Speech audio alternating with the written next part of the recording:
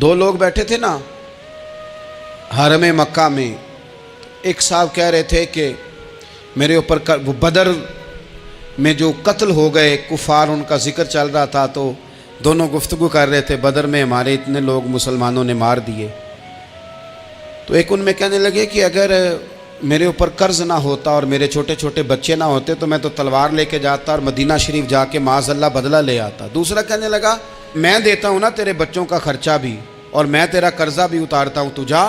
اس نے کہا پکی بات ہے؟ کہا ہاں، قرضہ بھی میں اتار دوں گا، تیرے بچوں کا خرچ بھی اٹھاؤں گا، تو جا. اس نے خنجر تیار کیا، تلوار تیار کی، گھوڑے پہ بیٹھا، گلے میں وہ تلوار اس نے اپنے ڈالی اور مدینہ شریف آ گیا. اتفاق کی بات یہ کہ ملاقات حضرت عمر سے ہوئی. جناب عمر کہنے لگے مجھے تیری نیت ٹھیک نہیں لگتی. پکڑا کدھر آئے ہو؟ کہنے لگا میں تو بدر کے قیدیوں کے بارے میں بات کرنے آیا. فرمایا تلوار لے کے چل تجھے حضور کے پاس لے کے جاتا ہوں. نبی کریم کی بارگاہ میں لے گئے تو حضور فرمانے لگے کیسے آئے ہو؟ کیسے آنا ہوا؟ کہنے لگے جی میں تو بدر کے جو قیدی آپ کے پاس ہیں ان کی بات کرنے آیا تھا. تو حضور فرمانے لگے چل پھر باقی کی میں سناؤں. خیال آیا مسلمان نیک و بد پہچان جاتے ہیں، محمد آدمی کے دل کی باتیں جان جاتے ہیں صلی اللہ تعالی علیہ وسلم. فرمایا میں سناؤں؟ حضور کیا؟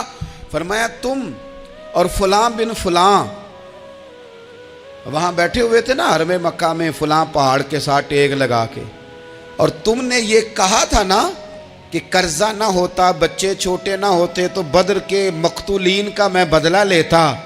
یہ سارا کچھ طے کر کے پھر آئے ہو تلوار لے کے، اور یہاں کہتے ہو میں قیدیوں کے بارے میں بات کرنے آیا تھا. اس کے تو پسینے چھوٹ گئے، وہ تو بے حال ہو گیا. اس نے کہا اس کا تو سوائے اس کے اور میرے کسی کو نہیں پتا، اور اگر آپ کو پتا چل گیا ہے تو پھر آپ اللہ کے سچے رسول ہیں. تو حضور اگر آپ کو پتا چل گیا ہے کہ میں قتل کرنے کے ارادے سے آیا ہوں، میں معاذ اللہ بدلہ لینے آیا ہوں، اللہ کرے آپ کو سمجھ آئے میری بات کی. یعنی ایک تو یہ ہے کہ بندہ وہ پکڑا گیا ہے، اور ایک یہ کہ کسی کو پتا چل گیا ہے کہ یہ اس کام آیا ہے. پھر لوگ جب معافی دیتے ہیں تو بڑی کہانیاں سنا کے دیتے ہیں، ایسے نہیں دیتے. حضور اب آپ کو پتا چل گیا ہے تو کیا کریں گے؟ تو حضور فرمانے لگے تو بتانا تیرے ساتھ کیا کریں. اس نے کہا کہ میں نے سنا ہے آپ معاف بڑا کر دیتے ہیں. یعنی یہ گھر سے کو پیار کرنے نہیں آیا، پھولوں کا گلدستہ لے کے نہیں آیا، تلوار لے کے آیا، لیکن یہ میرے محبوب کا حوصلہ ہے. اور آیا بھی عین مسلمانوں کے بیچ ہے، جو چاہیں اس کے ساتھ کر سکتے ہیں. اس نے کہا معاف کر دیں، تو حضور نے فرمایا جا میں نے معاف کیا. حضور نے معاف کیا. وہ کہتا حضور معاف کر رہے تھے اور رب میرے دل میں ایمان کو تازگی عطا فرما رہا تھا. حضور نے معاف کیا اور میں نے کلمہ پڑھنا شروع کر دیا. ہم معافی نہیں دیتے، کبھی کبھی صلح تو کر لیتے ہیں، صلح ہو جاتی ہے. پنچایت میں صلح ہو گئی، پھر لڑائی ہوئی، پھر بات شروع سے شروع ہو گئی کیونکہ ہم نے معافی، پھر وہ بات شروع ہو گئی 1955 سے. تو وہ بھی آکھیا سی، تو اے بھی کیتا سی، وہ بننے والی گل یاد ہی، او بس کر یار، کچھ بھولیں بھی تو. بچے پتہ کیوں خوش رہتے ہیں؟ آپ کو پتہ ہے بچے کیوں خوش رہتے ہیں؟ بچوں کو بات بھول جاتی ہے. اس لیے بچے، اماں نے ادھر 2 تھپڑ مارے 3-4 منٹ پہلے، اور اگلے 5 منٹ میں اماں نے پھر ماتھے کا بوسہ لیا تو بھول گئی بات. اللہ کرے کوئی تھوڑے تھوڑے بچے بھی بن جائیں. یہ جو بہتے سیانے ہیں نا، ان کا بھی اللہ ہی حافظ ہے، عقل زیادہ آ گئی ہے نا. اس لیے اقبال جیسے لوگوں نے کہا تھا خرد کی گتھیاں سلجھا چکا ہوں، یا رب مجھے صاحب جنوں کر دے، صاحب جنوں کر دے، صاحب اللہ کوئی تھوڑا سا مجھے مجنون بھی بنا. یہ زیادہ عقل تو کسی کام کی رہی نہیں، پاگل کر دی، پاگل کر دی. بہت سارے لوگ ایسے ہیں زیادہ سمجھدار ہوتے ہیں، لہذا معافی دینے کو تیار معافی دیں. جب کوئی معافی کا مطالبہ کرے تو اسے معافی. سب سے مشکل کام ہوتا ہے لمبی لسٹ والے دشمن کو معاف کرنا. لسٹ جس کی لمبی ہو نا غلطیوں کی، ایک آدھ غلطی تو معافی ہو جاتی ہے. کچھ لوگوں کی لسٹ بھی بڑے، کچھ عادی مجرم بھی ہوتے ہیں، لسٹ لمبی ہوتی ہے، ان کو معافی دینا بھی تھوڑا سا مشکل ہوتا ہے. لیکن کمال بھی یہ ہے کہ جس کی لسٹ لمبی ہو اسے یک جنبش قلم بندہ معاف کر دے. کو छुट्टी हो गई, जा तुझे माफ़ किया। और ये हमें क्यों करना चाहिए कि मेरा रब भी ऐसे करता है, मेरा रब भी ऐसे, वो गिनवाता तो नहीं ना, ये भी किया, ये भी किया, ये भी किया। हुजूर फरमाते हैं, ज़रा सुनना हदीस, हुजूर फरमाते हैं कुछ लोगों पे अल्लाह करम की चादर डाल के ना क़यामत वाले दिन, यहाँ भी उसने पर्दा रखा था तो वहाँ भी करम की चादर उन पे डलेगी। तो अल्लाह फरमाएगा ये गुनाह किए, तो छोटे छोटे गुनाह उसके गिनवाए जाएंगे। ये वर्त अब वो डरेगा, चूँकि पता तो सारा है ना सरदार नो कीतियां दा, अब वो डरेगा, छोटे छोटे गुनाह उसके गिन, तो उसका ख्याल है बड़े बड़े भी ना सामने आ जाएं, छोटी छोटी गलतियां उसकी गिनवाई जा रही हैं, जो डर रहा है, कांप रहा है। कुर्बान जाएं नबी पाक के लफ्ज़ों पे। कुछ गल्लां अजइयां ने कुरान पाक च, अजइयां ने, ये ना मेरी दादी कहा करती थी, मेरी अम्मा कहा करती थी, ए कुछ काम अजय ने, कुछ गल्लां अजइयां ने कि उत्थे दिल करदा सफ़ा बंद हो जाना है तो माफ़ी हो जानी, यानी ख़त्म है ये बात, इससे आगे किसी ने सवाल पूछना ही नहीं। छोटे छोटे गुनाहों का अल्लाह तज़किरा फरमाए, ये किया, ये किया, ये किया, या अल्लाह हो गया। अब बंदा डर रहा है कि बड़े बड़े भी सामने आ जाएंगे, लेकिन छोटे गुनाहों पे ही फुल स्टॉप लगा के ना, तो रब फरमाएगा ये जो तेरे गुनाह हैं ना, इसके बदले तुझे नेकियां दी जा रही हैं। तूने सच्ची तौबा की थी तो इन गुनाहों को बदल के नेकियां बनाया जा रही हैं। पहले डर रहा था, हुजूर फरमाते हैं, अब फटाफट बोल पड़ा, कहने लगा या अल्लाह मैंने तो बड़े बड़े भी किए हैं। यानी अगर छोटों की नेकियां बन गई है तो वो पाप किधर है, बड़े बड़े वो मेरे किधर हैं। करीम ये बात कर रहे हैं और सहाबा रो रहे हैं, मैंने तो बड़े बड़े भी किए हैं, बड़े बड़े किधर हैं। अल्लाह ताला बंदों को माफ़ फरमाता है, रब अपने बंदों को वो माफ़ करता है। अगर अल्लाह माफ़ न करे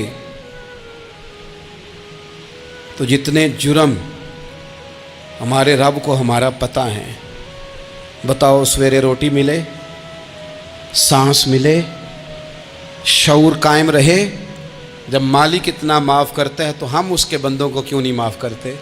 कर दे माफ़। पक्के लोग खड़े थे, पक्के दुश्मन खड़े थे फतेह मक्का के दिन हुजूर के सामने। और कुछ लोग ऐसे होते हैं जिनसे उम्मीद नहीं होती, अपने होते हैं कि ये वाला जुमला, और बंदा कहता यार तुझे तो नहीं ना कहना चाहिए था, कोई और कहता मुझे। कहते हैं, ये ना समझें कि लोग कहते नहीं, कहने वाले, ये बात ही आप छोड़ दें कि कोई आपको कुछ कहेगा नहीं, ये छोड़ दें। मखलूक तो इस तरह की बात ढूंढ के लाती है कि इंसान परेशान हो जाता है कि यार मैं ये कर सकता था, मैंने किया नहीं, और जो मैंने किया नहीं वो तूने मेरे खाते डाल दिया है। ऐसे लोग सामने खड़े हो गए फतेह मक्का के दिन कि जिनके चेहरों से उनकी ज़्यादतियाँ अयां हो रही थी, उनके जुल्म छलक रहे थे चेहरों से। हुजूर के सामने खड़े हैं, कांटे बिछाने वाले भी, रोड़े मारने वाले भी, गले में रस्सियाँ डाल, सारे खड़े हैं। हुजूर ने फरमाया बताओ तुम्हारे साथ क्या सलूक करूं। उन्होंने कहा आप करीम हैं। तो हुजूर ने पता क्या कहा, कुरान पाक में एक सूरा यूसुफ है,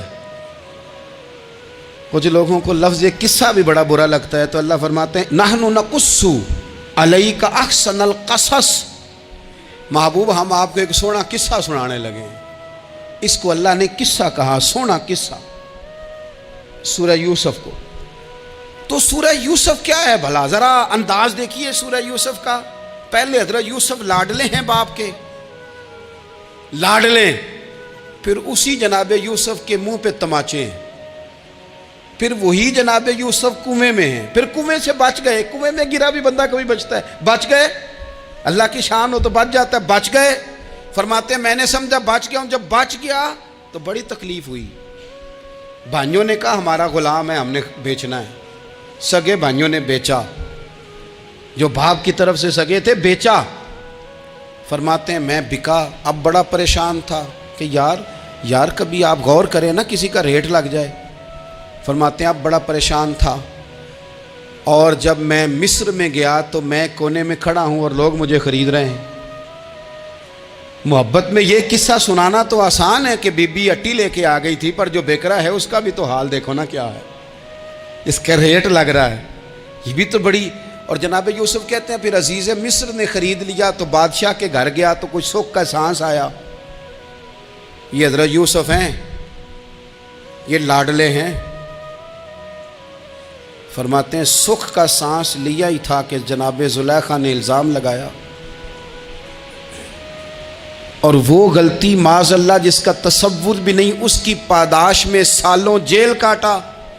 لیکن خدا کی حکمت ہے نا، اللہ کا کرم ہے نا، جس ملک کے وہ قیدی تھے رب نے اسی ملک کا حکمران بھی بنا دیا۔ یہ اللہ کی حکمت ہے نا، تقاضے ہیں نا۔ صبح کے تخت نشین شام کے مجرم ٹھہرے، ہم نے پل بھر میں نصیبوں کو بدلتے دیکھا۔ وہ جو چاہے جب چاہے کر دے۔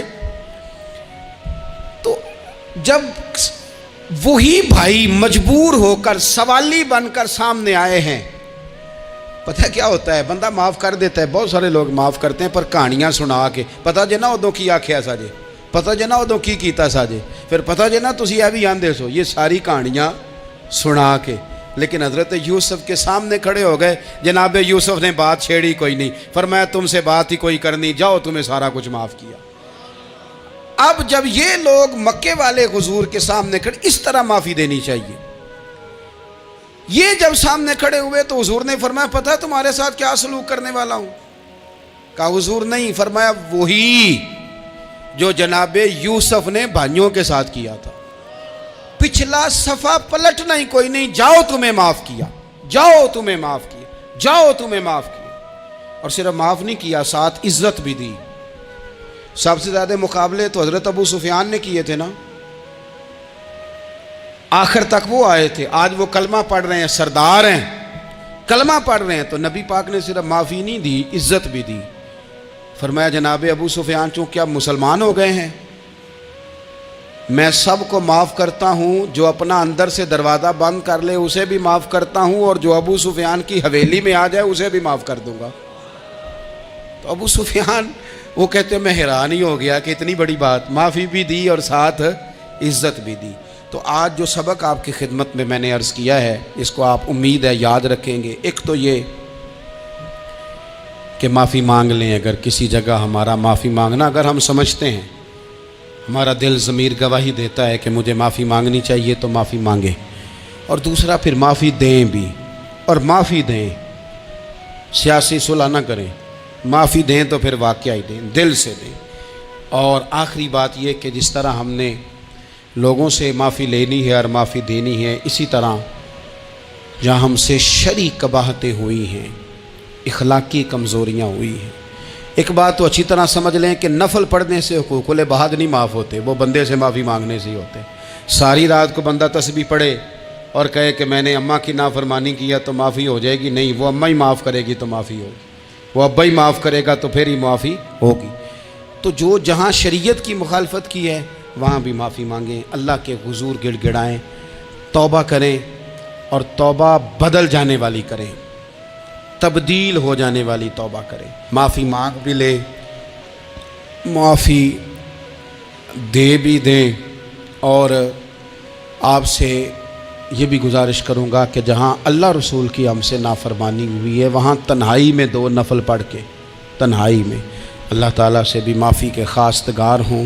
یاد رکھیں جب اس کی خفیہ تدبیر آ گئی تو پھر معافی کا وقت ہو سکتا ہے خدا نہ کرے ہمیں نہ مل سکے، تو اب وقت ہے، خوب استغفار کریں، خوب معافی مانگیں۔